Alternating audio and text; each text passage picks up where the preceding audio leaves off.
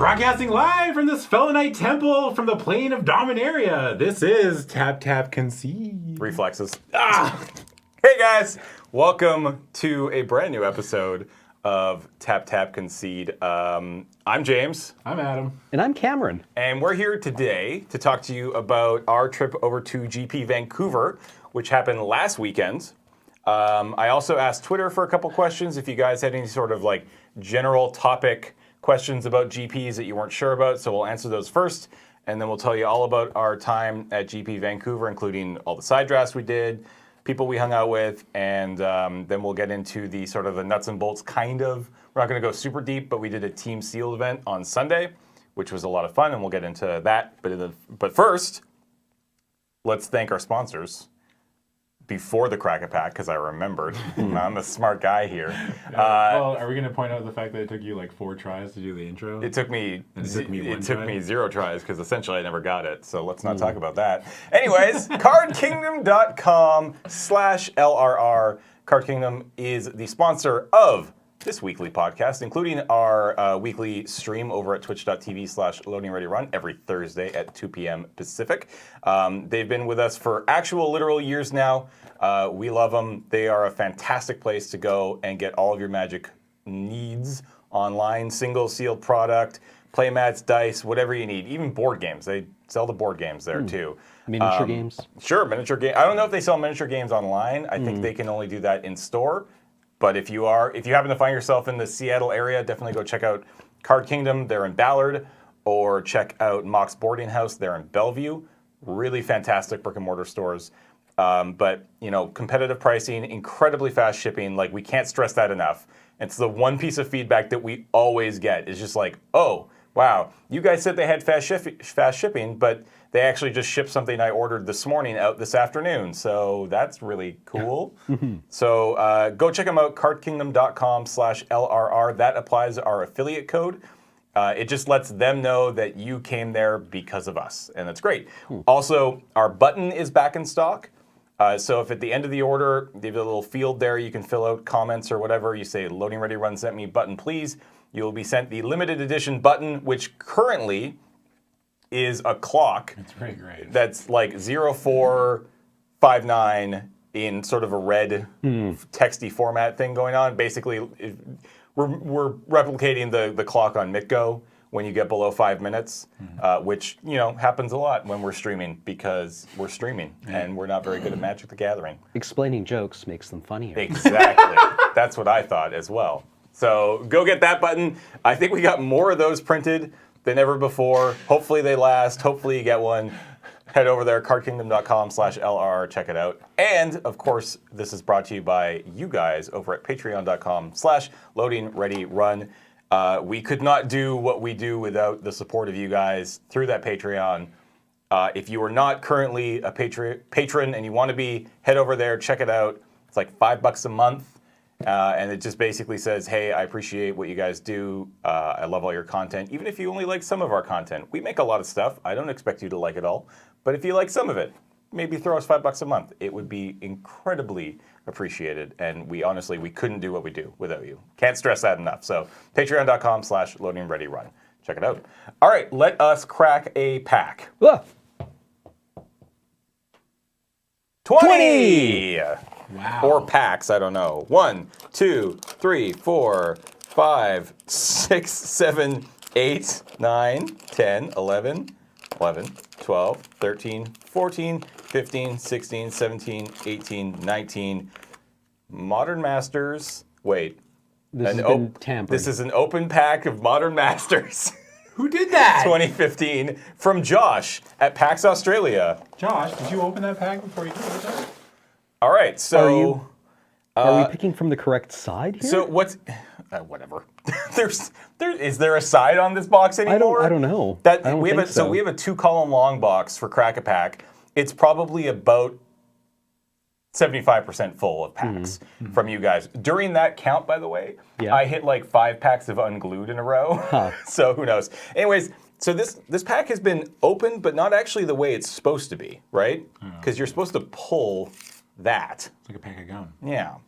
But it has been opened, so I guess we're gonna find out. Is this the first Modern Masters? This is Modern Masters 2015. I don't know anything about this. All right, so we have Too rich for my a blood. wolf token. That's fun. I don't think that's going to show up. Yeah.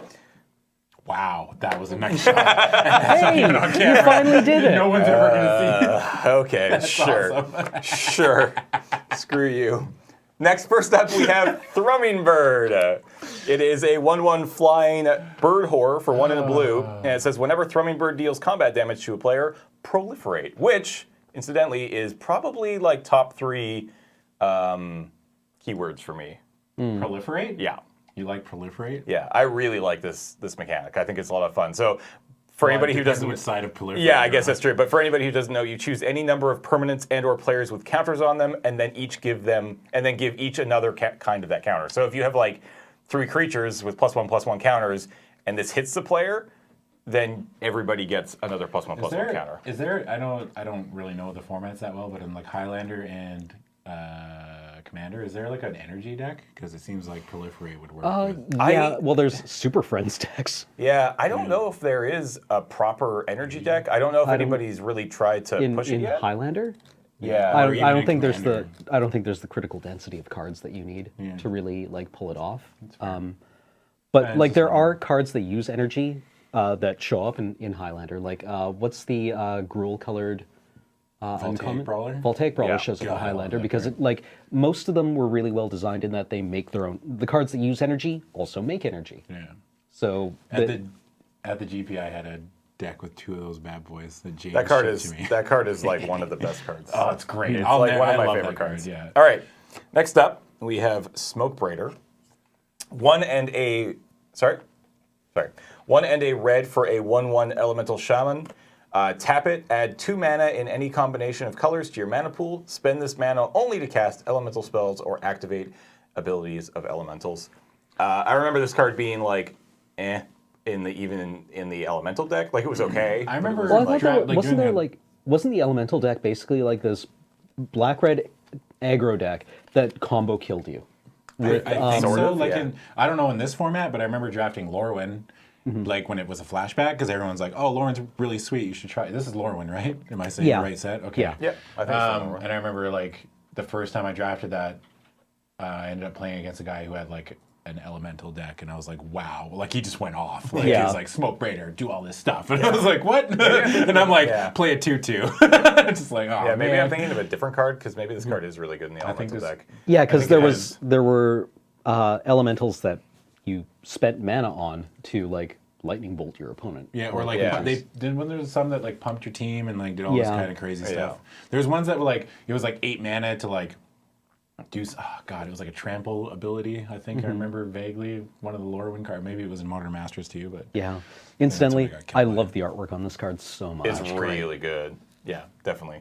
All right, next up we have the Helium Squirter. There we go. There he is. Or it is. I don't know. 4 and a blue for a 0/0. It is a beast mutant. Oh, that's neat. It's like Beast from X-Men. No?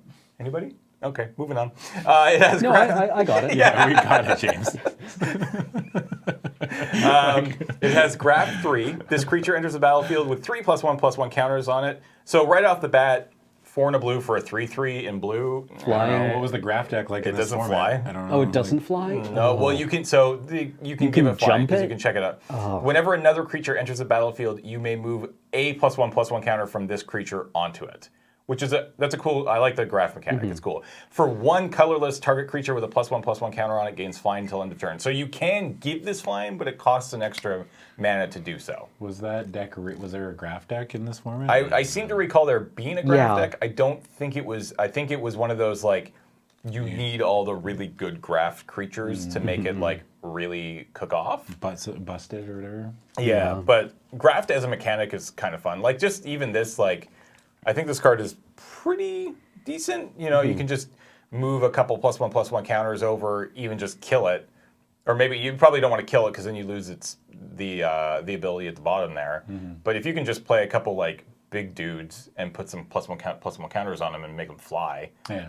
that seems pretty okay. I mean, like Kaladesh and Aether Revolt definitely made me fall in love with +1/+1 counters. Yeah. Like, this is great. Yeah. All right. Next up, we have the Court Homunculus. It is a 1/1 for 1 white. It is an artifact creature homunculus. Court homunculus gets +1/+1 as long as you control another artifact, because it is an artifact creature itself. In the artifact deck, this card was great, right? Yeah. Like, it was a 2/2 for 1 almost all the time, because you almost always had other artifacts out. So this card was sweet. I like Was card this a the lot. format that Graham day 2 the GP on? Yes. Yeah, it would have been. All right, next up we have Waking Nightmare. 2 and a black for a sorcery, arcane. Target player discards 2 cards. So it's Mind Rot, But Yep. it's arcane. but it has arcane. Was there a spice in arcane? Yeah, there was, I believe. I don't think it was like a crazy big deck in this format, but there was splice onto arcane spells. And if we find one, we'll try to explain to you what that meant, because it's a little weird. It's definitely one of the jankier mechanics. Yeah, I really enjoyed it, but it's not Not good. intuitive, Yeah. like- Yeah. Yeah. Oh, yeah, it's super not. Next up, we have the Fairy Mechanist. 3 and a blue for a 2/2 flying artifact creature, Fairy Artificer. When it enters the battlefield, look at the top 3 cards of your library. You may reveal an artifact card from among them and put it into your hand. Put the rest on the bottom of your library in any order. Again, just like the Court Homunculus, this card was great in the artifact deck.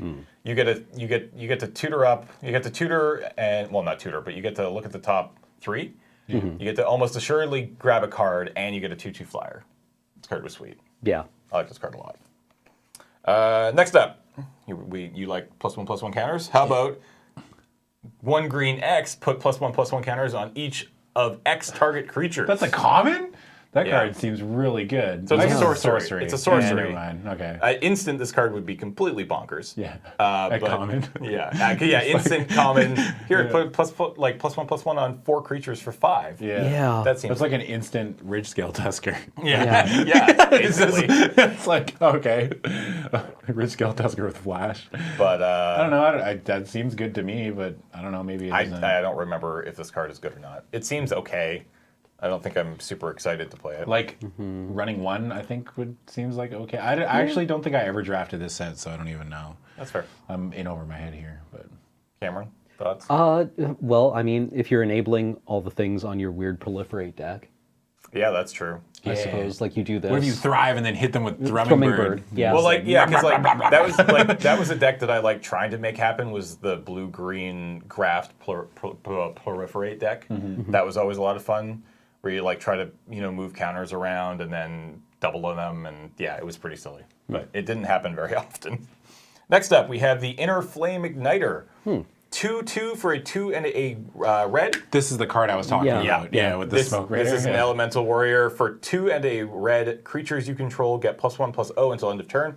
If this is the 3rd time this ability has resolved this turn, creatures you control gain first strike as well. So +3/+0 and first strike for 9 mana. For 9 mana, which happens. Yeah. Because again, you had stuff like Smoke Raider, which tapped for 2 to be able to do this. So you get a couple Smoke Raiders, a couple Igniters, and then just some more creatures out on the board. And it's just like, Yeah, I think this is oh the card my that killed. When they God. did that, I Yeah. was like, holy crap, what do I Yeah. do? I've seen it Yeah. happen a It was few like, times. no blocks. It's like, take 18. It's like, oh, no. Oh no, I was at 18. Yeah, I like this card a lot. I think this card's cool. How about Sign in Blood? This is a classic. Oh, boy. Black, sorcery. This Target is- player discards 2 cards and loses 2 life. This was Theros, right? No, this was like M10. Well, I was mean, it? it was. This has been Was it in reprinted like Theros? I'm pretty sure it was in Theros. I'm pretty sure. I feel like it's been in a few sets. Yeah. Yeah. I don't know maybe if that's it- why I don't remember Theros got it. its own version of this though with Scry. Oh, yeah, that's what I'm thinking of. That's the. I don't know what it's I called, can't but remember what it's yeah. called. Read the bones. Read the Bones. That's Yeah. the one. That card was great. Yeah, this card was fine. Yeah. I've definitely killed my opponent with this card. I mean, it's no Knight's Oh, Whisper. like you draw but- 2? Yeah, Yeah, you draw it there at 2. You just like Here, sign take and two. blood you. It's like, what? Paul. It was in Commander in Magic 2015. 2015. Okay. 2015. Yeah, All yeah, right. you're thinking. Sign in Blood? Yeah, Sign in Blood. This has also been from way earlier than Magic 2015 though. Oh yeah, yeah, Yeah. But recently. like- yeah. I Maybe believe it that's was what I in Magic recognize it from. 2010 was when it first. Yeah, look at you. All right, next up we have the Sickle Slicer. Oh, this implies that there's going to be better versions of this card in this format. So this was a 3-drop artifact equipment. It is a living weapon, which means when it comes into the battlefield, you put a 0/0 germ creature token equipped to it. So it comes in basically as a 2/2 for 3, which is okay, sure. Because the equipped creature gets +2/+2. And then you can equip it for 4. Seems bad. This card was not very well. Yeah. I played it way too often Yeah. because I wanted it to be good and it seemed like it was fine. Does not seem But fine. it's not that good. You know what this reminds me of? I drafted Khans of Tarkir last night and picked up a Ghost Fireblade. Oh, yeah. yeah. I actually drafted it the night I got home that Thursday night. Yeah. Yeah. And I definitely went full 5 color. Like I had like I had the end hostilities and a villainous wealth in my deck. That's how I want to get +2/+2. Yeah, that Yes, card is yeah. significantly better. Yeah, remember Ghost how Fireblade impressive is that card yeah. was? Ghost Fireblade Yeah. is a 1-drop artifact. Equipped creature gets +2/+2. It equips for 3. And what does it say? Ghost Fireblade's equip ability costs 2 less to activate if it targets a colorless So in turn creatures. 4, you can be attacking with a 4/4. Yeah, because you can attach this to a morph creature. Yeah. Yeah, this card was Yeah, I remember obscene. seeing that card on turn 1 in that format. Yeah, and just being like, uh-oh. It's just like, I'm gonna get smoked. This is gonna be bad. Or seeing like, you know what card I forgot existed? Secret Plans. Oh, made yeah. it- Oh, did you guys do it? Yeah. I've only been It was- playing against Secret Plans. It was decks. bad. Really? Our Can deck you was bring not that card good. up again? I can't even remember what it did. But I was like drafting Khans of Tarkir and I was just like, holy shit, Secret Plans was a thing. Yeah, and I yeah. remember loving that deck. It's Well, I mean, like, this is the condition of the flashback it drafts, is. right? Everyone is on yeah, is on the card was weird so- jank in the format, Yeah. right? Like when Innistrad was on, everyone was Was- forcing the spider spawning. But, deck. yeah. Because everybody wants to do the silly ones. Yeah. Secret Plans, for anybody who's listening, green-blue enchantment, face-down creatures, i.e. morphs, you control, get +0/+1, and whenever a permanent you controls turn face up, you draw a card. God, I love This this card, card. yeah. This card was so good. The last Thursday when we drafted this, I wasn't in the room for the whole draft, but this was our first pick. And they're like, all right, let's go all in. And the deck we ended up in was like, I think it was 4 colors. It wasn't great. Yeah. I think we've only played 1 match and we lost, but it's still fun. Like, it's still a great. Dude, when I was drafting, on my draft, my first 6 picks were all lands. Yeah, that's what we did. awesome. We went Secret Plans, land. Yeah. And then like packs 2 and 3, I just took everything. I Yeah. was just like, Yeah. I'm taking this, I'm taking that. Oh, it's like I had Butcher of the Horde, Villainous Wealth, and End Hostilities in my deck. Nice. Yeah, it was great. it's like when you're drafting Dragon's Maze and there's a common missing from the pack. You're like, come on, man. All right, back to our pack here. Yeah. Carplusin? Is that how you pronounce that? I think so, yeah. Carplusion, I think. Isn't it? Carplusion? I think, isn't it? I don't know. We'll say that. Carplusion Strider. 3 and a green for a creature Yeti. I guess It is Carplusion doesn't make sense. It is a 3/4, and it can't be the target of blue or black spells. What a weird card. It's a weird card. It's a 3/4 for 4 in green, which is not the worst. What are you talking about? This is basically green True Name Nemesis. Yeah. Yeah, essentially. That'd be pretty Oh my much god, it. you're right. Oh What's my the- god, it's so much. You know what's a We're gonna better blow 3/4 like- for 4? That one from not to keep talking about Constark here, but Sultai Soulflare or whatever the green one was, that Sultai something? The one that whenever something died, you got 4 life with toughness 4 or greater. Oh, yeah. no, that was Karu. Yeah, No, blood. not the Caro Bloodsucker. No? the 4-drop in green. Oh. There's a 3/4, and whenever something died that had toughness 4 or greater, you gained like 4 life or some shit. Right. That Yeah, card, I that don't know thing. what that is. Yeah. I first picked that card so many times. All right. Anyway, Let's stop talking about Constark. But it's so here. great! I know, it's a very good set. Yeah. All right, next up, Etched Oracle. Artifact creature wizard for 4/0/0. It has Sunburst. I don't like Sunburst. This enters the battlefield with a +1/+1 counter on it for each color of mana spent to cast it. So if you spend seems sweet. if you spend white, blue, black, you get a 3/3. If you spend white, blue, black, green, you get a 4/4, so on and so forth. was the Sunburst deck a real thing in this format? Not really.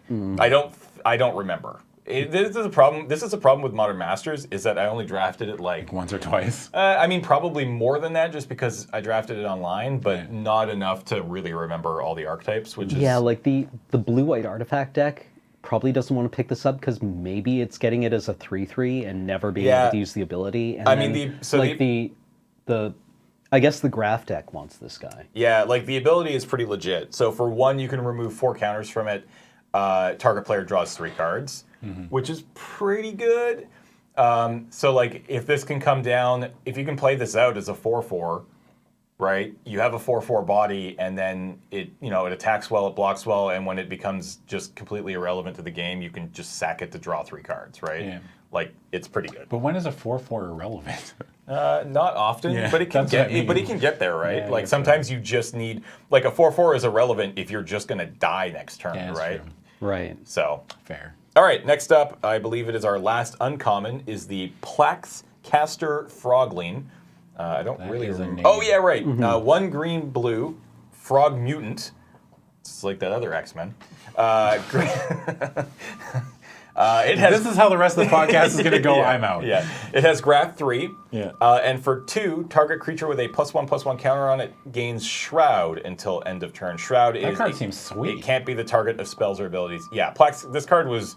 This pretty- seems like the kind of card pretty that great. you want to take if you want to be in that deck. Yeah, if Would you you want first pick it, yeah, though? if you want to be in the blue-green graph deck, this is a really good card to pick up. I don't know if you'd ever really want to first pick this. I mean, It's a just- 3/3 for 3, right? Yeah, I mean, it's just like any other format, any other set, doesn't matter.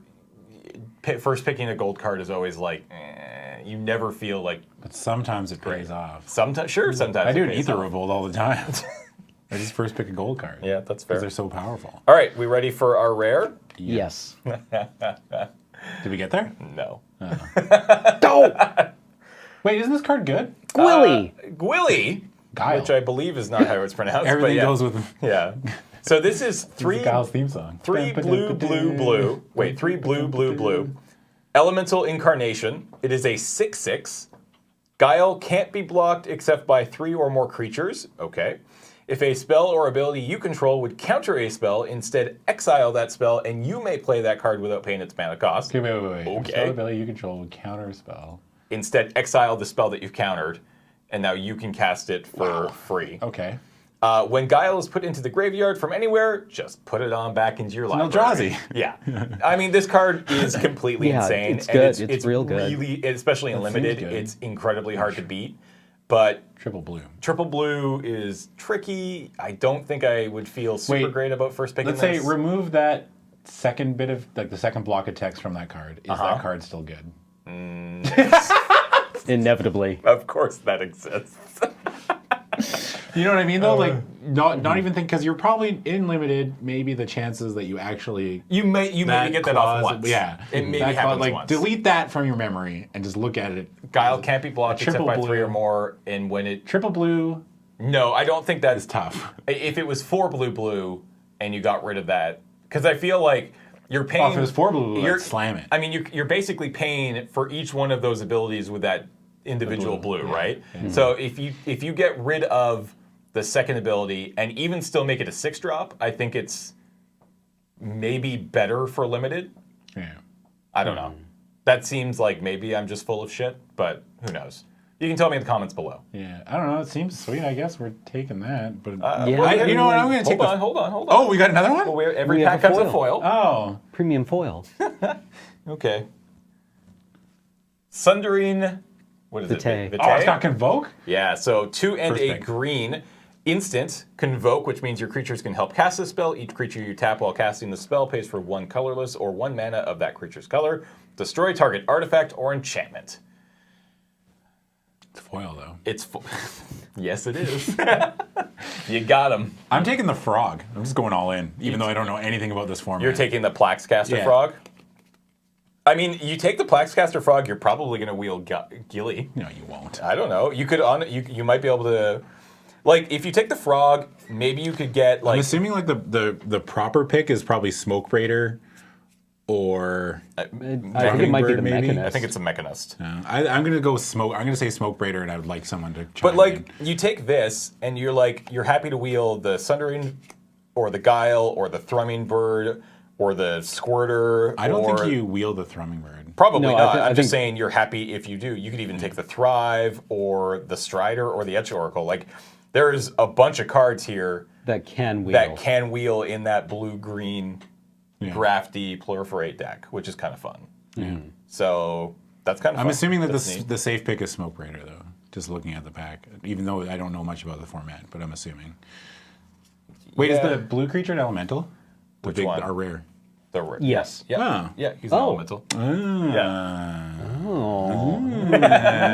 Maybe you do first pick that. Yeah, It's possible. Just pick up Smoke Braiders. Yeah, and that's it. Just you just need like Blue Red 4 Smoke Braider raiders. esque Willy deck.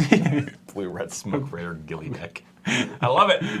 All right, so that is going to do it for the crack pack today.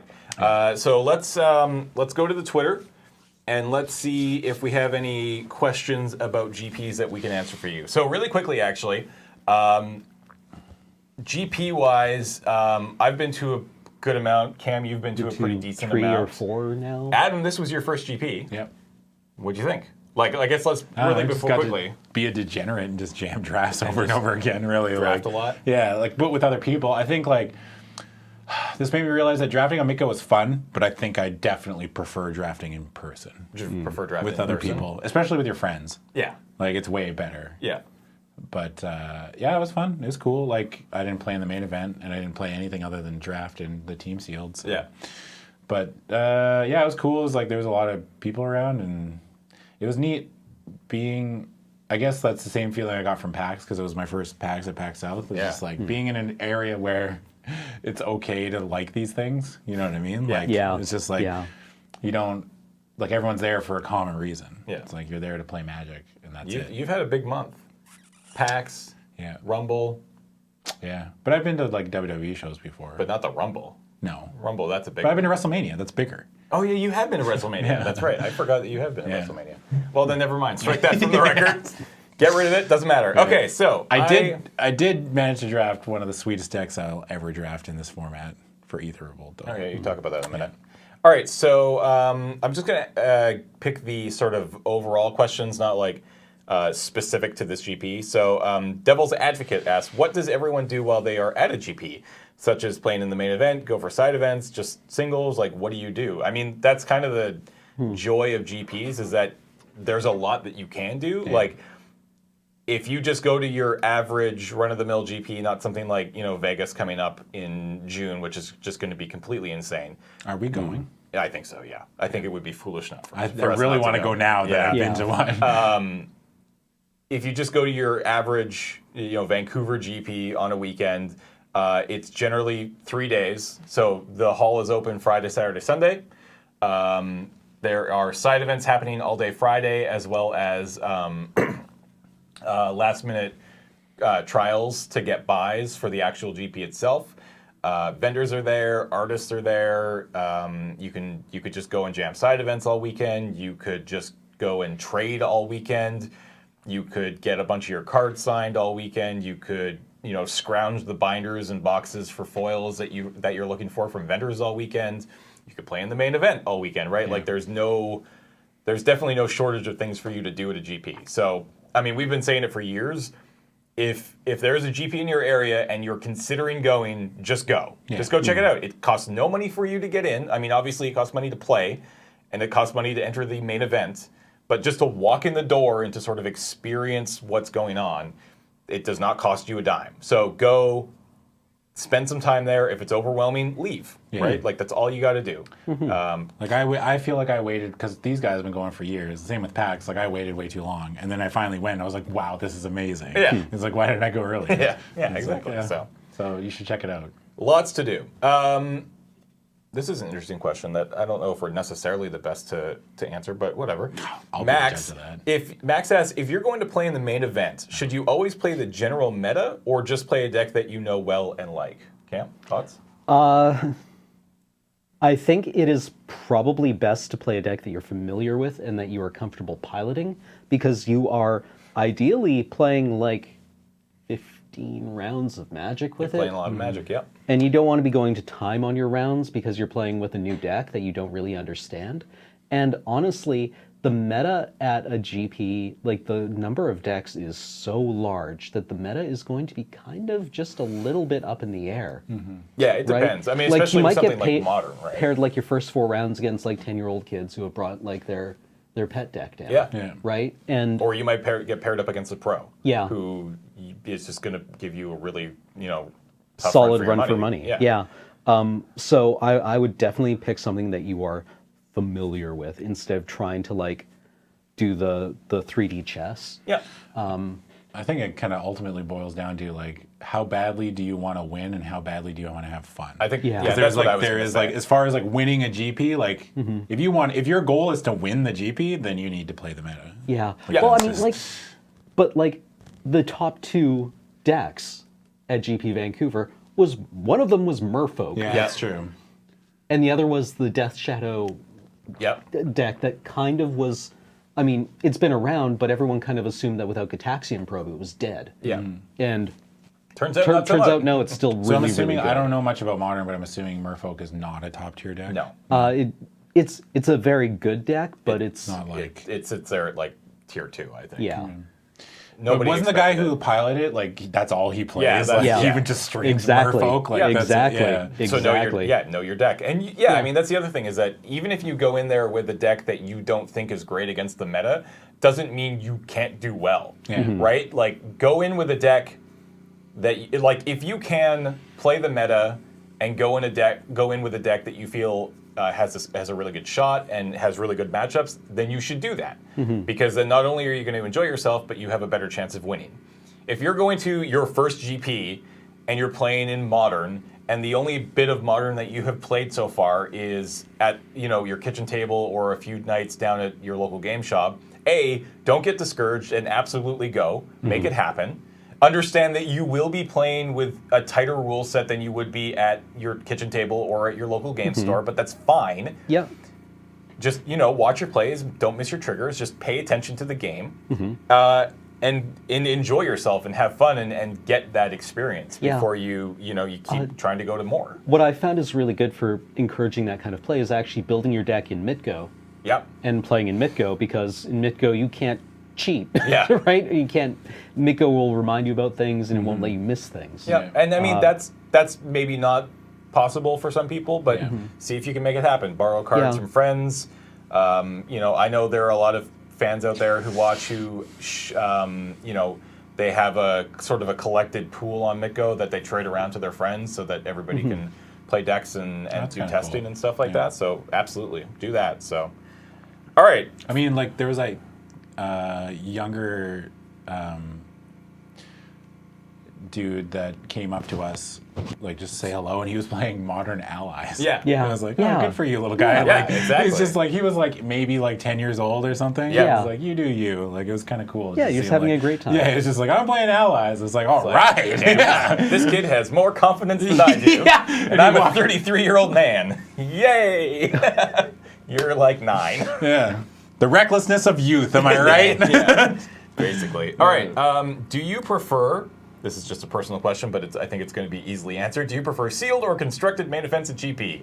Sealed. Moving on. How do you deal with bouncing between vendors looking for deals? That's a tough one, actually. Vendors are generally super friendly, and they just want to, get the cards, right? And there is nothing wrong with getting prices from several vendors. And I mean, don't be a dick. Don't go down there and like aggressively play off of other vendors. It's just kind of a douche move. But like, go to Channel Fireball and see what they're going to give you. When it comes to selling a bunch of cards at the GP, you sit down with somebody and they lay them all out on their little play mat, and they add it all up, and they let you know how much they're going to give you. If it's just a couple cards, then absolutely, play the field, right? Go see what everybody has. But if you're going in there to sell your collection, if you're going in to sell thousands of cards, I don't really know the best way of doing it. Yeah. Because it feels kind of annoying to be like, go to this vendor and have them spend 20 minutes going through your whole collection, and then you being like, okie dokie, I'll see you in 3 hours when I've decided who's going to give me my best price. Which isn't to say you shouldn't try to do that. Yeah. But Yeah, I don't really know. Like, I just took my collection, I think, to the Haureria table. yeah, that's what I did. And they were like, I mean, for me, "Here, it's- I'll give you this much for it." And I'm like, yeah, sure. Yeah, like I feel like go in with an idea of what you want to get out of the cards that you're bringing, and if you can hit that, then go for it, right? Yeah. Like for me, I sold a couple cards as well. It was like $40 worth of cards, but I just basically wandered around until somebody was free, and I sat down and I'm like, please give me money for this. I don't want to carry it around in my pocket anymore. Right. But that's me. I'm not super picky. Yeah, and I'm not sure that there's going to be a whole lot of difference between the vendors at the GP. No. Some of them might be willing to take cards that others aren't, but mainly they'll be looking for things that they can kind of like flip at the GP, hopefully. Yeah. At least from what I understand. All right. How would you try to improve a GP experience? That's a tough one. I don't know. It was my first GP, so I thought it was pretty sweet. So, I think, I mean, this is a whole rabbit hole, and I don't want to get down it, but I do think GPs are way too expensive for the main event right now. I think they are getting a little out of hand, and I think that's more or less generally agreed upon by everybody in the community. it was like $100, right? Yeah, it was $100 to get into this Canadian. this GP. Yeah. Now you get some cards with it. Canadian laws are a little bit different. Yeah. Canadian laws are a little bit different than American laws because in terms of gambling. So at this GP, your $100 entrance fee was your playmat, your promo, obviously entry into it, and that goes towards prize support and buy, like renting out the space. But it also included 9 packs of Magic cards because that's what they had to do. So that's kind of nice, but that still doesn't really make up for the fact that you're paying $100 for a constructed GP, which seems a little steep. I almost wanted, just because it was my first GP, I almost wanted just, because I don't really know, like, if they sold the playmats outside of You could the entrance fee. you could get them at vendors, but you'd be really? paying a premium for them. So Yeah, like just enter, but Yeah. not play, but just to get the you could do playmat. that. Yeah. Oh, you Yeah. could have entered the GP. Yeah, I was because the thinking about playmat it. was Pithing Needle, right? Yeah, It I was think pretty. so. It just looked Yeah. sweet. Yeah, it it was was like the Pithing a Needle little- it's a masterpiece. souvenir. Yeah. That's a tough question. I think we'll probably save that for another day. All right, so we got any more here? All right, I think that's going to be it. There's a few more questions here. I'll answer them on Twitter, but they're not really they're specific, not really general GP questions. So we'll leave it there. Thank you guys for your questions, and yeah, highly recommend going to your local GP. It's a lot of fun. So how was our GP? Our GP was a lot of fun. Yeah, it was. So we went over Friday morning. Yeah.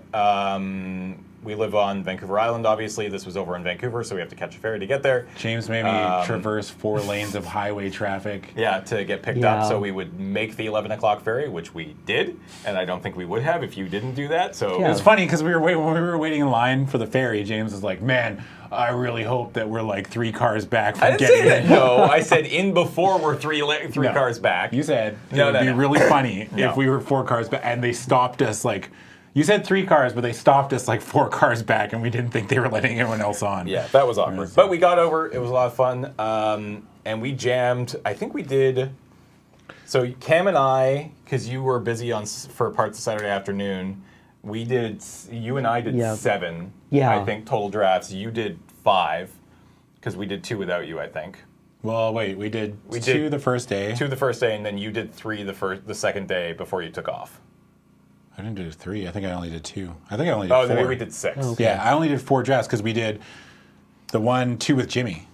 Yeah. So Yeah. so the first draft 2 the that first day, and then 2 with Jimmy. So the first draft that we joined on Friday morning was the 3 of us and Graham. Yeah, and we were all on the same side of the table. And because Yeah. we all signed up, we were 4, 5, 6, 7, or we were 5, 6, 7, 8 on the draft sheet. We ended up all on the same side of the table. And the way that drafting works at GPs, and for a lot of places for sure, is you play across yourself. So the 1 and 8 seed play, and the like just the Yeah. person farthest from farthest, you. Yeah. farthest from you on the diagonal. Yeah. So we all played across the table from us, which means none of us played each other. So we ended up all winning our first match, which meant we all made it into the second round. And the way that GP drafts work, and this is pretty standard for all GPs as far as I know, an 8-man on-demand draft obviously fires when you have 8 people. You do your draft. They are however much money. In this case, this weekend or last weekend, they were $20. Yeah. But what that $20 does is it buys into the draft and also provides 5 packs each as payout, essentially, because they pay out in tickets, which you redeem at the prize wall, and a prize wall you can get 1 pack of Magic like newer Magic, like Aether Revolt or Kaladesh. Standard sets for 10 tickets. Yeah. So the winner of a draft gets 200 tickets, which means the winner of a draft, the winner of an 8-person draft, can walk away with 20 packs or a full set of the 6 Jones sodas. With the dude, I was obsessed with these things all weekend. I'm still sad that we never got them because like at the ticket table they had those. Yeah. But at the ticket table they had like all these prizes, and there was these 6 collector's edition Jones sodas. Yeah. With like all the planeswalkers on them. Yeah. And what really sold me was when the guy was like, "Yeah, and if you shine a light, like the label has like weird, cool kind of graphic," and I'm like, "Oh, I want it." And we didn't get it because James wanted to buy packs. Yeah. So what happened is we all advanced and we're like, we could just draft again and split.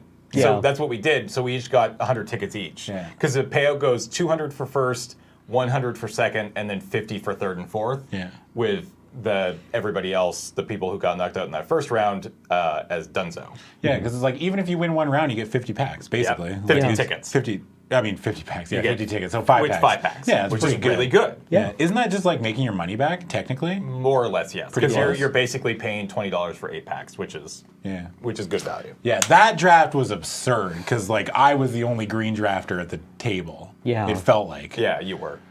And it was just like. Yeah, you got a pretty sweet deck. You can. I had like Ridge Scale Tusker, Oath of a Johnny. I was green white. I had triple scrounging Bunder, double Renegade Rallier.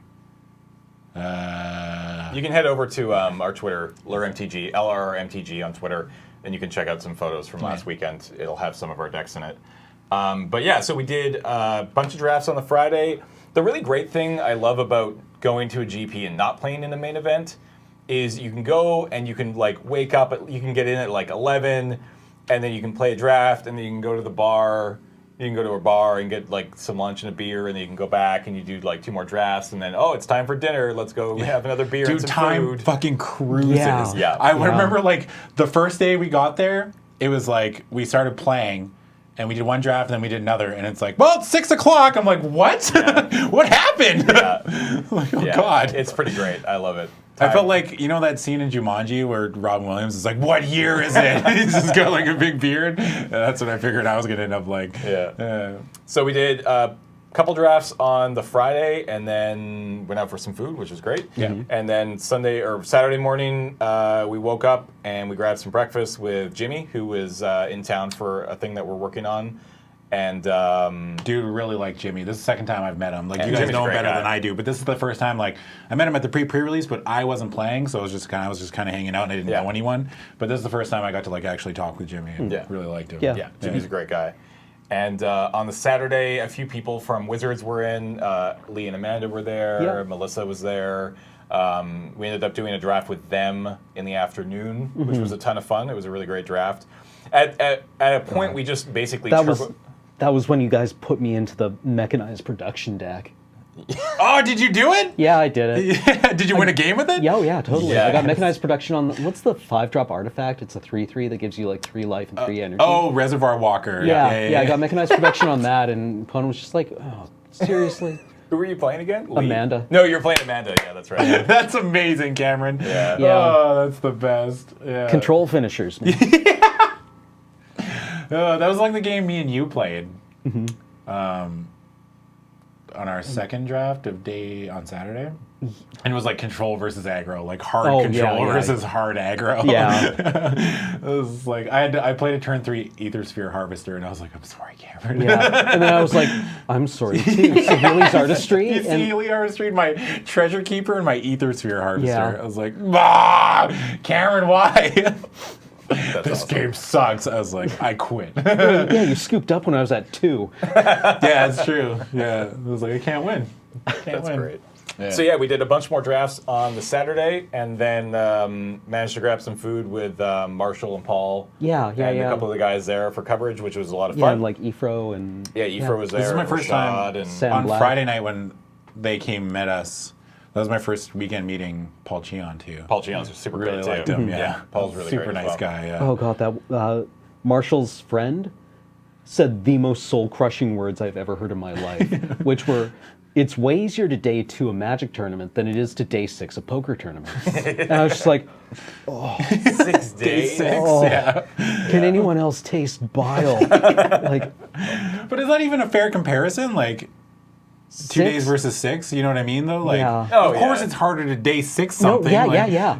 I was just like, I can't imagine Just doing play, this. imagine playing Magic for for 6 days, like in a tournament setting, Yeah, and it's like competitive. you have no, to. there would be no way I could do it. yeah, 2 days tops, maybe Yeah. 3. like 8 hours, 10 hours of Magic a day. Because poker players are degenerates, dude. No offense to the poker players, but they'll go like they go forever. Yeah. Right? Yeah. They'll play like 12 hours a day. yeah, it's obscene. Yeah. So that was our Saturday, and the only thing we had planned on the weekend, and this is obviously what we want to talk to you guys about a little bit, is on Sunday they were running a Team Sealed event. So for anybody who doesn't know what a Team Sealed is, Oh wait, I also pulled my first masterpiece. oh yeah, that's When we right. were drafting. Yeah, The second draft with Jimmy Wan, I got a Sword of Feast and Famine. Where is it? Pull it out. Just wait. That's the first time James has asked me to pull it out. Dude, come on, family show. Wow. Look at that. Yeah. Pretty. Is the camera? I don't think it's gonna show up. These things look so much better in person than they do even Yeah. in like. Oh, it did. Look at that. Yeah. Sword and Feast and Famine. So that was Didn't pretty even sweet. get to play it. Didn't even see it in my draft. But Actually, and we also, because at the end of the weekend, really quickly before we get into this, at the end of the weekend, we just traded in our prize tickets. Adam and I, between us, had 650, so we just got 65 packs. yeah. And we Just did a casual 65 pack. And we did a ferry draft on the way back, and we supplied the packs. Yeah. We just did an 8-person draft on the ferry. Everybody gave the cards back to us, but we got in Staring Bridge. Yeah. Is that even worth anything? Oh yeah. Yeah, Oh, Legend really? Control it's like players and 80, $90. Yeah. Really? Yeah. Oh man. So that's sitting in my house. So good times. yeah, it goes in Mine now. Legend What? Control Yeah. and 8 rack. Oh really? Yeah. Yeah, it's That's super sweet. sick. So Team Sealed. The way Team Sealed works is you have a team of 3. So in this case, it was the 3 of us, and you get 12 packs of whatever format that you're playing. In this case, it was 8 packs of Aether Revolt, 4 packs of Kaladesh, right? I think Yes. that was the breakdown. Yes. Yeah. So it would be different depending on what format you've played, but you might remember a couple years ago, Graham and Jeremy and myself did was it M15? I think it was M15, Team Sealed at a GP in Seattle, I think? I don't remember. Which we practiced for a lot, actually. It was a lot of fun. I'm sure we talked about it on Tap Tap Concede back then. But this weekend, we're just like, well, this is sweet. Like, it starts at noon. Awesome. Means we can sleep in, get a good breakfast, and then go to the event site. And it was 4 rounds, which, again, is such a great number of rounds because it's not too many. It's not like 2 rounds. It's a great number. So we were super excited. So we went down, we signed up, and we got our 12 packs. And basically what you do is you open all your cards, you register them, and you double check, and you do all that jazz. And then you get your cards back, and you have to make 3 40-card decks. Yeah, with sideboard. Yeah, so it's Team Sealed, right? Like and then each of you basically take the remaining cards and split them up to be your sideboard. So yeah, you do not have a single pooled sideboard among you. No, Yeah. that would be They interesting. stress though. that a lot. Yeah, like, they're like, every round. They're like, everybody by gets the their way. own sideboard. So we sat down and we opened up our cards, and I think our pool was pretty good. Our pool was yeah. actually really good. Unfortunately, I don't know if we have. Do we have all the cards still? Do you I guys do. have? I have everything. Yeah. I didn't Do you have touch everything anything. here? I've got it right here. So I think what I'll do is I will write the pool out and I'll put it in the description below so you can see it. We're not going to talk about the entire pool on the show right now because I think I left my cards at home, so I can't tell you what they are, but I still have them. Yeah. So I can recreate the pool for you, I'd like to see. and what I'll other give you the people- deck lists, and you can see what we built, and then you can let us know, I definitely think how we badly made we messed up. some mistakes, but like in the moment, Yeah. I think some of the only regret I have is that Maverick Thopterist.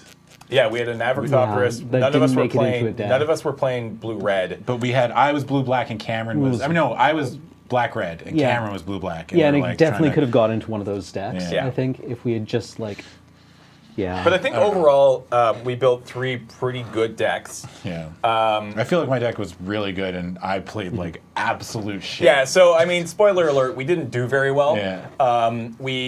We scrubbed out the first round. I think we all lost the first round, didn't we? Dude, my first round opponent was so frustrating because it's like I'm playing like a aggro deck that. Oh. Damn it, Paul. Damn. I'm playing an aggro deck. My curve hard stops at 4, and I only have 2 4-drops, which was an Untethered Express and a Chandra's Revolution. Oh, I had 2 Steamworks or Sweatworks Brawlers, But they're not really they're not 4 4-drop. Not in this yeah. deck. They weren't 4-drops. Yeah. And my opponent goes both games that I lost goes Consulate Skygate turn 2.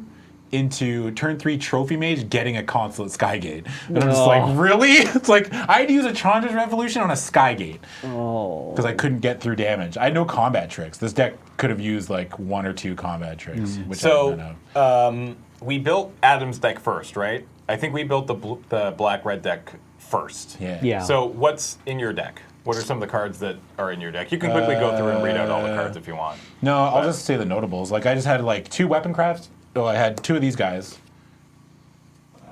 Yeah, he'll need to switch it back, but Okay.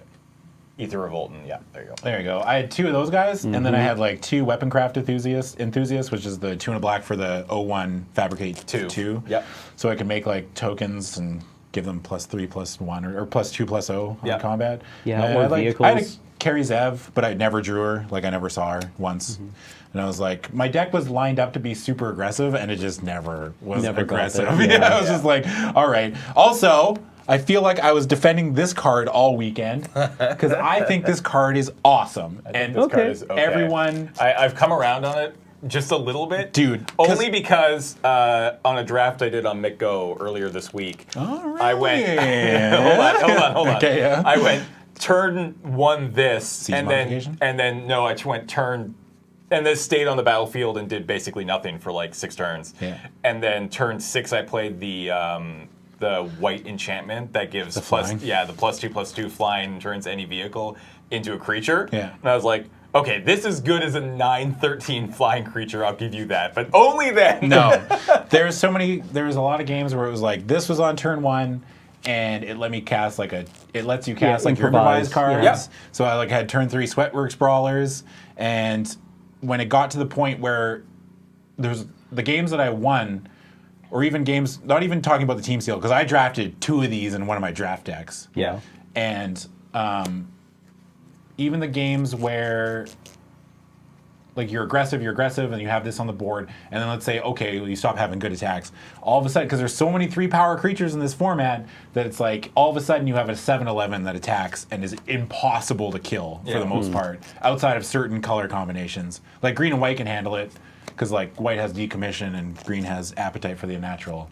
Or natural obsolescence? Yeah, Obsolescence? natural obsolescence. Obsolescence, yeah. So, but I don't know. I'll defend that card from this format till the day I die. So No, That's I think the reasonable. card's awesome. And then there's not much else. I had 2 Hungry Flames, but again, my round 1 opponent decided to have a bunch of 4 toughness creatures. And I'm just like, come on, man, this card should be awesome, Yeah. but it Yeah. wasn't that great. Yeah. But I mean that's like in a vacuum, it's great. But Yeah. like in that experience, I was like, man, I was holding on to these cards and just like. But yeah, the deck was sweet. Oh, I was splashing a. Oh, I should probably link it. I should probably show it on the. Where is it? There. I was splashing this card, which I think was a mistake. The Renegade Wheelsmith. Yeah, off a Renegade map and an Ether Hub. But there was no games where it was like stranded in my hand. So, Yeah. but I don't even know. Like maybe playing more games. But Yeah, that's fair. deck was sweet though. So, really quickly, another sort of interesting part of Team Sealed is there is a very,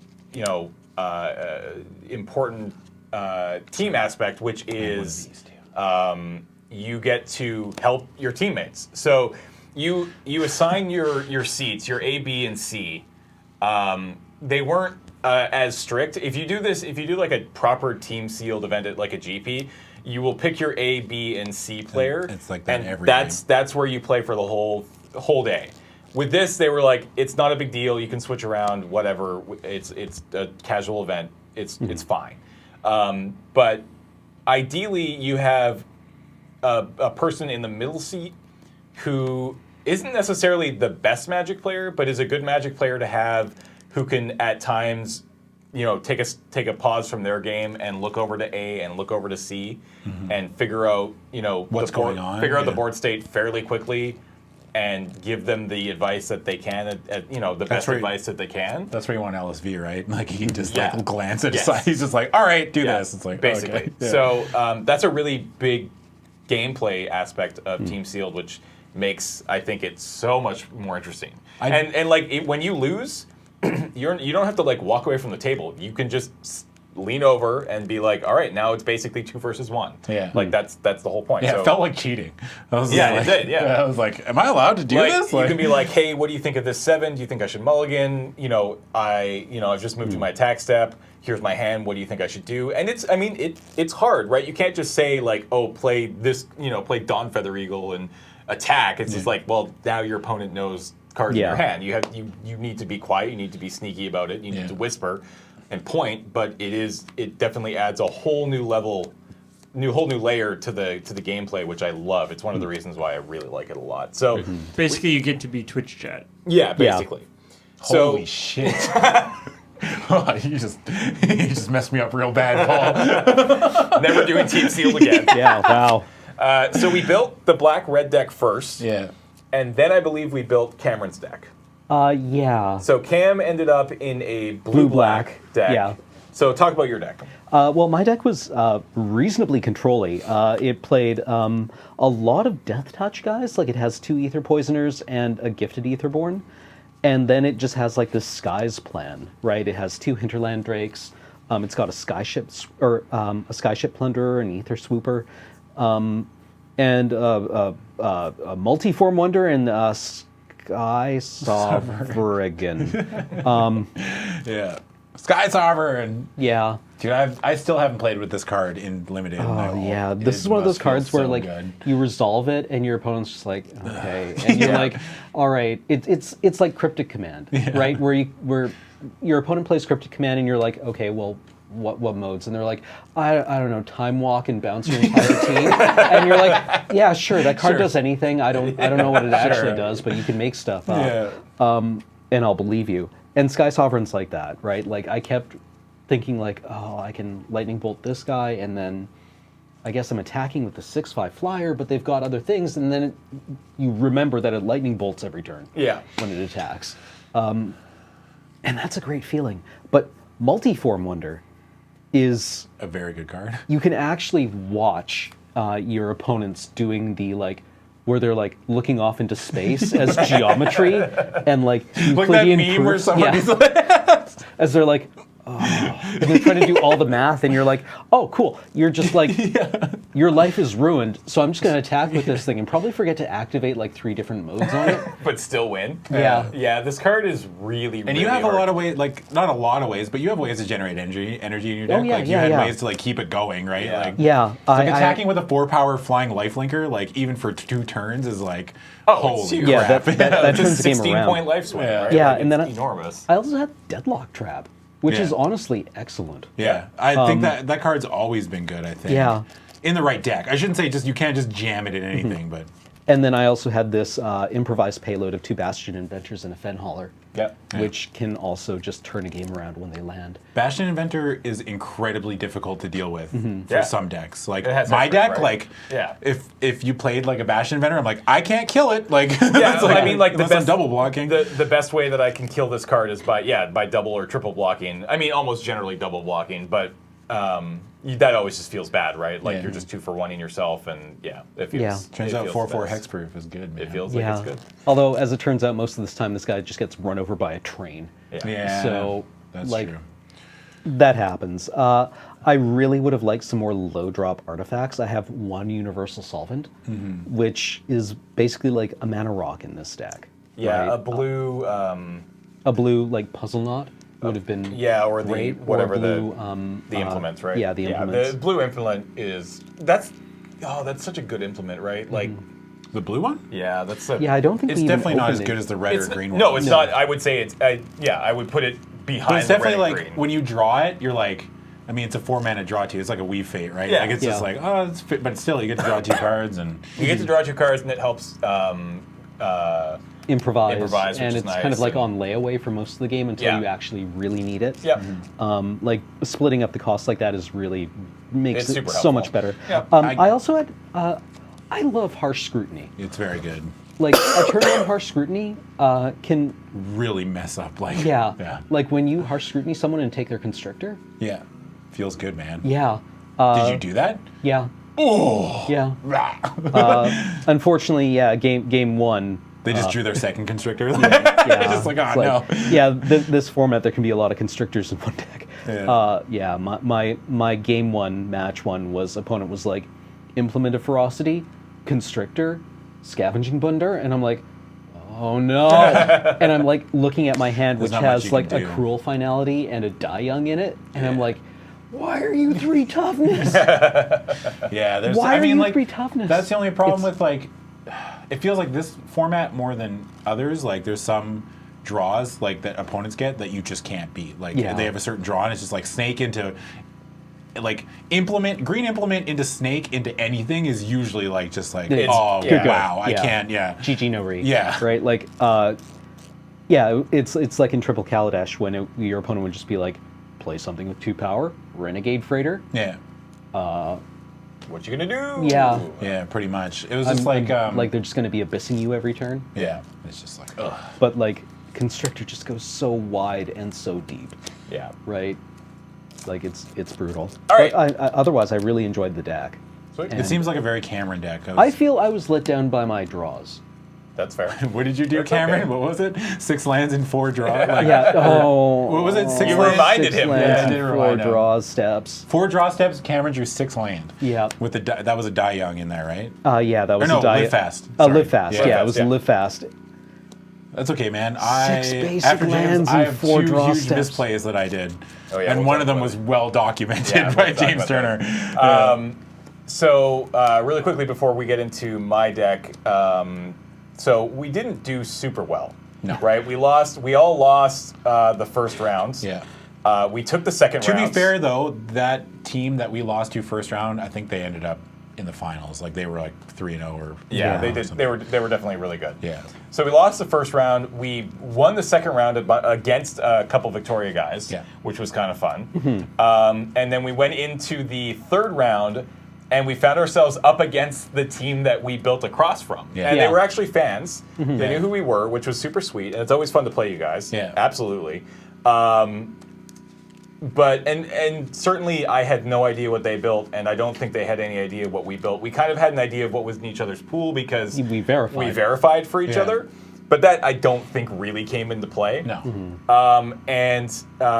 Adam, you lost Yeah, I your lost. match. Cam, you won Yeah. your match, and my match went to time, and then to turns. It was really frustrating to watch. Yeah, it was. I was frustrated watching It was this a game. tough. I It was a just tough like, game. Come So on, man. we went into game 2 with my opponent up a game, and then game 2 lasted the full 50 minutes. It went into we got I think a little bit of extra time, and then we went into turns. And at the end of the day, nobody won that game. But as my opponent was already up a game, that means that they took the match. Yeah. I don't know. Would you guys say that I had a chance there?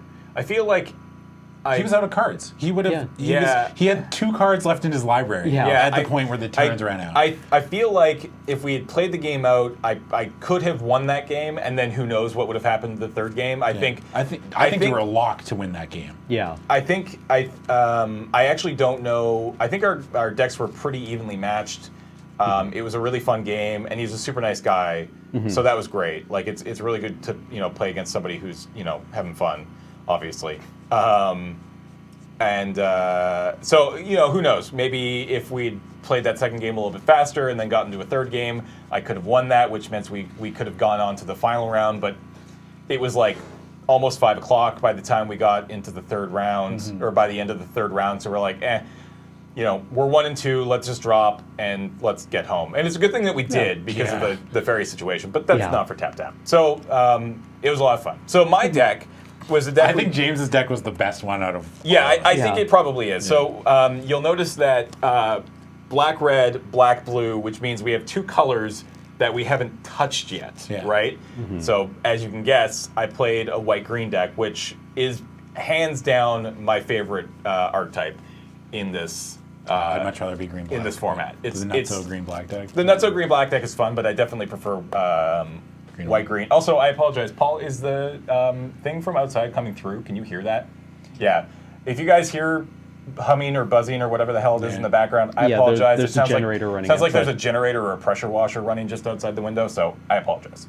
So I was playing the white-green deck, and I'll really quickly just read through all these cards. Restoration Specialist, Caught in the Brights, Decommission, Thopter Arrest, Aerial Responder, Foil, Dawn Feather With a Eagle. little- Yeah, with a kinda little, marked up, it was Dawn weird. Feather Eagle, Airdrop Aeronauts, Wisp Weaver Angel, Unbridled Growth, Greenbelt Rampager, Long Tusk Cub, 2 Druids of the Cowl, a Servant of the Conduit, a Seed Sculptor, High Spire Artisan, Rishkar, yeah, God. Fairgrounds Trumpeter, Hunt the Weak, Life Calf Cavalry, Green Implement, Walking Ballista, Heart of Kirin.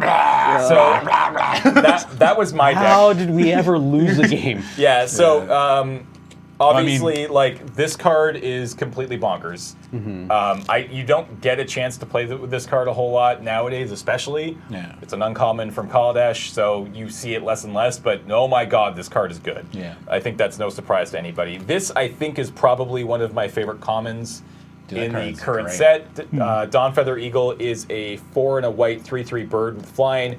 When it enters the battlefield, all your creatures get +1/+1 until end of turn and vigilance, which just makes the attack with this card so good, especially on turn 5, right? Like, the ideal play out for this game or for this deck was like, you get out Long Tusk Cub, and then you get out like Seed Sculptor, and maybe the Aerial Responder would be fantastic. And then imagine if you go something like into Rishkar, you give everything +1/+1 forever. Yeah. Or not everything. You put +1/+1 counter on the 2 creatures, and then you play your Dawn Feather Eagle and you attack. And that's definitely happened twice during the sealed events. And you better believe that I won those games where that happened. Like when this deck curves out into like a turn 3 or 4, or turn 4 is generally where you want Rishkar. Yeah. Where you have 2 creatures out. Like if you can go great, 2-drop, right? 2-drop, Rishkar, Dawn Feather, swing. They're just like Rishkar is just stupid. wow. Like, Yeah, it's obscene. Especially, but I love it because you go. even if you go 2-drop into Rishkar, you still get a 3/3 out of it, like a 3/3 for 3, Yeah. which is Rishkar, which both ramp you. Well, what I love is you go 2-drop, 2-drop, Rishkar, Dawn Feather, swing. Everything has vigilance, which means you can still tap your guys after combat Play like a 2 or 3 drop. to play like a 2 or 3 drop, which I again did. So when the Vigilant deck, mana dorks are just like the greatest thing. oh yeah, they're phenomenal. So the deck worked really well when it worked. It obviously, I went to game 3 in the first round and had the mulligan to 5, and then just didn't draw. So I lost that one. Round 2, I pretty handily won. I think in 2, but it might have been in 3. I can't remember now. Yeah. And then I just talked about the final round where it just got stalled out. I remember at one point, I think it was round 2, where I looked, my game was done, and I looked over just as James was like, Walking Ballista for 5? And I just like, and the opponent's just like, It's like, I'm done. Yeah. Like, all right. Had my fair. opponent down to 3 and top decked Walking Ballista, and I was like, they're tapped out. They have nothing to do, so I'll just play this out for. I tapped down 6. No, I tapped down 8. Yeah. I played it as a 4/4, and they're 4/4, just. yeah. And they looked at it and they're like, oh wait, crap, and then they scooped up their cards. Walking Ballista, everyone. Yeah. Walking Card's Ballista. great. They reprinted Pack Rat and called it Walking Ballista. I don't think it's as obnoxious as Pack Rat. No, but it's like the same kind of card where it's like, if it's in your opening hand, you're like, well, this is my game plan. Yeah. Yeah, Right. basically. Like, this is all Even I'm playing doing on this turn game. 2, like at the pre-release, or not the pre-release, but the pre-release, there was games where I just played Walking Ballista on 2. I had ways to recur it, but even then, I still, as a 1/1, like I was like, all right, whatever, I can still ping something. Like, Yep. yeah. It was a lot of fun, though. Show here. Cards, Walking Ballista. Card's good, man. Card is very good. So our pool was great. We had really good rares. I mean, Walking Ballista, Heart of Kirin, the Sky Sovereign. Rishkar. You had. I had no rares. I don't think I did. No, yeah, you're definitely. No, you had.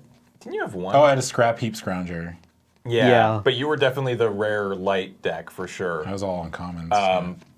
But it was a lot of fun. I highly recommend. Oh, I had a Karizev too. Right, yeah. But that's not what you would call like a. No, it's not like a crazy bomb rare. Yeah. But so, highly recommend Team Sealed. It's a lot of fun. Yeah, let's talk about your one misplay to close out the day. Well, can we talk? Okay, You wanna talk about the proper scrap one? The Scrap Heap Scrounger. I was playing in a game where I was playing awful all day, and I went like 5 turns with a Scrap Heap Scrounger in my graveyard. Yeah. And like a bunch of creatures with it, and the board was empty for both sides. We were both just top decking, and then finally I looked at my graveyard. I was just like, oh, Adam. Right. Oh, you idiot. I felt so dumb. Remind people what that card does again. Scrap Heap Scrounger There it is. It's up on there we Paul's go. got Yeah. it. Yeah. So for 2 colorless, you get a 3/2 artifact construct. Can't block, but for 1 and a black, exile another creature card from your graveyard, and you can return this to the battlefield. Yeah. Yeah, that's a little awkward. I didn't catch that one. I one James I saw. did catch another one though, and it's pretty bad. Yeah. So you were just dominated. This was round 2. Yeah. You had a completely dominant board state. You had like 3 servos and a couple of like 2-drops or whatever. I don't really remember exactly what it was. I had a Weldfast engineer, like the guy that buffs the artifact creatures. Right, and I right, just right. kept. Yeah, jamming you into just them. kept jamming in, and his opponent had almost nothing. Had a and- scrounging bunder on the board. Yeah, had a scrounging, but you did, right? No, he did. No, he did. Yeah, that's all right. he had was a scrounging bunder. I had like 6 so creatures. You swing out, and he blocks with the scrounging bunder, and in response to damage, you shock the bunder To save the his servo. And then damage resolves, and his opponent is at 2. No, his opponent's at 1. Or is it you at 1? So he saved his dumb servo. Hey, what's victory if you've sacrificed? There's a reason that we living went 1 and things? 2, by the way. I mean, I won that game still. but You did win that game, but yeah. I was playing real bad. I was just all sitting day. there watching, and I didn't. Yeah, like Wasn't even thinking. My brain was just. I was. It took me. I didn't realize it until after he had made the play. Because if I had seen what was going on, I would have been like, okay, now and shock your opponent, shock him. No, not the gotta button. save that servo. Oh, God. Gotta save the servo, man. That was pretty fun. So, anyways, if you ever see Adam, he now has a card that you can ask him to sign forever and ever. Shock? Yeah. No. So if you see Adam at least it's a good card. If you see Adam at future GPs or PAXs or wherever, just make sure you have a shock that he can sign for you because he would love to. Because it would be nice if you could be constantly reminded of what the card does, target creature or player. You're just shaming Adam because he cares. Yeah, That's he not saved right. that servo's Hey life. man, at least I didn't get a nosebleed on the way to the Magic tournament. I forgot about that. Hey man, I got a nosebleed. Whatever. On the way to the Magic tournament. Don't worry though. You know, his mom packed him some raisins, so he'd have a snack. The and a doctor said Capri his Sun. nose would stop bleeding if he kept his fingers out of there. This is what happened all weekend. It was just the 3 of us making fun of each other. All I felt weekend. like the Team Sealed was was fun. a good team building exercise. It was. I felt Yeah, a lot yeah. closer to Cameron and James after Yeah. we finished this. And even like on the drive home, it was just like, It really gives you a great perspective to see all your friends' failures in play. Yeah. You know, you can Well, be yeah. like usually you're not just sitting right beside them Yeah. while they completely screw it up. but and for some reason you feel better. Like if I lost a game and like someone else, like if you don't feel good when both your teammates win and you're the one that loses, but like when you and someone else loses, like all right, well that's fair. Like you don't feel as bad about it, right? Yeah. Like, it's Right, just yeah, like, yeah, Oh, yeah. we both lost. Like okay, we probably could have played better, but oh well, let's move on to the next one. Yeah, it's like that inspirational poster with all the mice around the mouse trap that has killed them all. It's like teamwork. Yeah, it's exactly like that. Oh, dear. Yeah. All right, guys. That is going to do it for this week's Tap Tap Concede. Thank you so much for coming out and watching. Really appreciate it. Remember, if there's a GP in your area, go. Check it out. It's a lot of fun. You won't regret it. Let us know below if you do. There are a ton of GPs coming up all across the world, especially in North America. It's like 98% that some number of us will be at GP Vegas in June. I think it would be foolish for us to miss such an event. So look forward to seeing us there. If you are there, bring your shocks. as usual. And thanks again to our sponsors, Card Kingdom. Whiteboarded shocks. Oh, gross. Cardkingdom.com/LRR if you want to go support us there, or patreon.com/LoadingReadyRun. Thank you guys, and we'll talk to you next week. That's famous YouTuber James Turner signing off. There we go. Yeah. Bye, guys. Bye. Delicious.